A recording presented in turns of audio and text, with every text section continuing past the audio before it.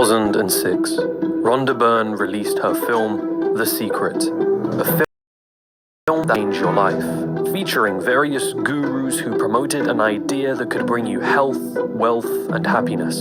That idea was the law of attraction. Everything that's coming into your life, you are attracting into your life. And it's attracted to you by virtue of the images you're holding in your mind. A film that suggested being overweight came from thinking fat thoughts, or that the only reason a person does not have enough money is because they are blocking money from coming to them with their own thoughts. The secret is the law of attraction. It was a feel-good message. The film exceeded $65 million in sales and became something of a cultural phenomenon. Have you heard about it? This is The Secret. Talk about this DVD has been spreading around the world. I had friends that were telling me that The Secret is real. A girl I knew sent me a book called The Secret. She was like, listen, David, this is going to help you. But what you are also witnessing here is a success of another kind. A success at rebranding an idea that had been cultivated for many years before Byrne's film. Fast forward to present day, and you'll find no shortage of gurus promoting these same rehashed ideas. The moment you start feeling abundant and worthy, you are generating wealth. 3 law of attraction truths that I wish I knew earlier. Whatever you can see in your mind, you can hold in your hand. Whether you want to be a millionaire, whether 7 steps to speed up the law of attraction using your spiritual powers. Here we establish the first pattern of this industry. Targeting a vulnerable audience. Those who are struggling financially, having relationship problems, or suffering from a disease are particularly favorable. Or perhaps you're just searching for answers. This idea, this law of attraction, seems to serve up answers in such a simple yet idealistic way. And the truth is, you can actually get whatever you want in life. Whatever you can see in your mind, you can hold in your hand. Whether you want to be a millionaire, whether you want to... Gives you 3 ways to manifest money within 24 hours. Would you like to get your ex back? The law of attraction may be the power you need. When you're vulnerable or desperate, critical thinking is dulled, and feeling and emotion cloud your decision-making abilities. So when you're presented this secret, a secret that promises to change your life with so little effort, who could possibly fault you for wanting to believe? The bait has been set, but you have to understand, the law of attraction is only one branch of a bigger belief system. To understand the problems with the ideas Rhonda presented, you have to examine the roots of where it all began. From here, you can trace the same patterns and the influence it's having over the gurus we see today.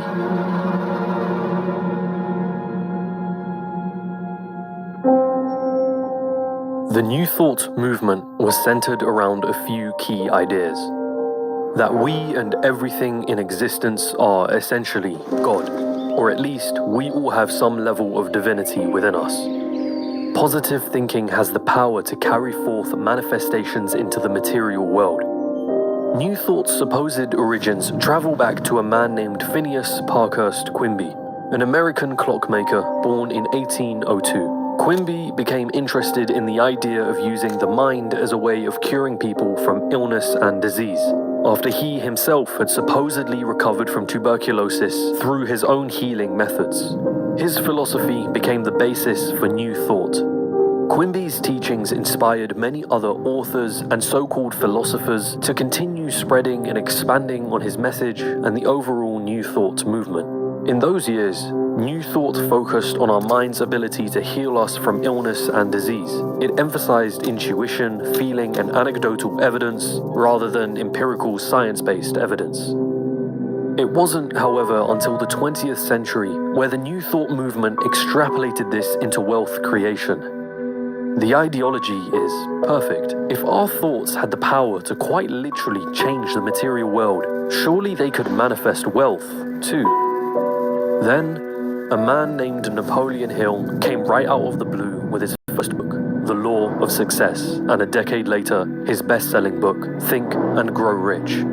Up to this point, It's nigh impossible to tell what the intentions of most New Thought authors were. The ideas they presented in their works were logically flawed in many areas, some of which I have already discussed in the first installment of this series, others of which we will get into soon. But it's when we get to figures like Napoleon Hill that the lines between good intentions and con artistry are blurred, because Hill had an immense influence over many of the New Thought law of attraction gurus that have come since, having had his works promoted and circulated in countless business and self-help circles.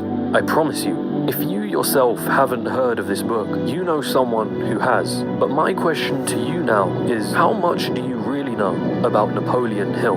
Because if we take a dive into Hill's past, we notice that the reputation he's acquired amongst the New Thought movement is not at all what it seems. On the contrary, his true narrative is one of failed businesses, fraud, and grossly exaggerated achievements.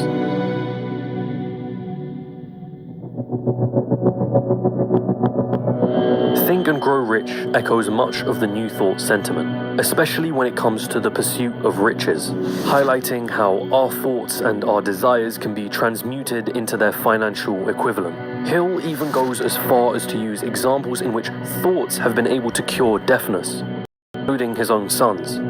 This is a book that Napoleon claims he was tasked with creating after meeting one of the richest men in the world at the time, Andrew Carnegie, whereby Carnegie tasked him to interview some of the most successful men in business and learn the secrets to their success. But go a little further down that rabbit hole and you'll realize Hill may not be the person he is so commonly portrayed as by his fans or his own works. In 1907, 30 years before the release of Think and Grow Rich, Hill co-founded the Acre Hill Lumber Company in Mobile, Alabama.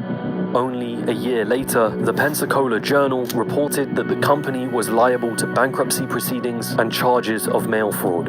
It turns out that Hill had bought lumber from outside of Mobile on credit before selling the lumber at a much lower price in cash. Eventually, creditors and other businesses were catching wind of the fraud, and in September of 1908, Hill was on the run from authorities. It was around this time that Napoleon Hill claimed he spoke with Andrew Carnegie. But according to Andrew Carnegie's biographer, there was, quote, no evidence of any sort that Carnegie and Hill ever met. In 1909, Hill initiated the Automobile College of Washington, a college that promised students to teach them how to build, chauffeur, and sell motor cars. Only it turns out this college was just a way of getting free labor for building cars and then selling them. The Motor World magazine in April 1912 called Hill's College a scam and a, quote, joke to anyone of average intelligence, listing the many insane claims that Hill's College had been making, along with its scheme of paying students $3 a head per any other student they had recruited into the college, much akin to a multi-level marketing scheme we might see today. The college eventually folded in 1912. But Hill wasn't finished trying to make a name for himself. And in 1915, he established a school called the George Washington Institute of Advertising, intending to teach the principles of success and self-confidence. Only 3 years later, 2 warrants had been issued for the arrest of Hill with charges of violating blue sky laws. You see, Hill established the college with a $100,000 capitalization and attempted to sell the shares to investors, primarily his own students, despite the school's assets being worth at best $1,200. The school ended not long afterwards. And this only scratches the surface of the other swindles Hill had been involved in. Of course, I understand what the common rebuke here would be. Napoleon Hill's book actually has value, and I myself have taken value from that book. Why should I care if the man himself had a fraudulent past? But that's the point, isn't it? If you were a grifter, then for the grift to work, you must be able to provide some crumb of truth. The strategy is simple yet so effective. Gain the trust of your victim by preaching some level of truth, then subtly attach more extreme ideas to that truth until the victim can no longer recognize the difference. New Thought does this constantly. Positive thinking is no longer just a tool solely for better day-to-day well-being. It becomes a powerful force that can literally manifest material results. Health and disease, according to New Thought, can be cured simply through the power of our minds. Consider this. How many people have read an ingredient engross themselves in the teachings of Napoleon Hill. Hundreds, if not millions, of individuals. But how many of them truly managed to achieve the financial success that they initially visualized on being tasked to do so when reading the book? Most, I'd wager, have likely not. Why is that? Because financial success can't possibly be reduced down to your thinking or your ability to visualize wealth. Even taking action, which Hill admittedly does promote in his book, is no guarantee for financial success. Action increases probabilities, but for this to be a law, it must work every time. And yet, New Thought is fundamentally unfalsifiable. We can't measure thoughts and feelings, nor the supposed vibrations thoughts and feelings have. And that's just the thing, see? The best grift is the one that leaves the grifter blameless.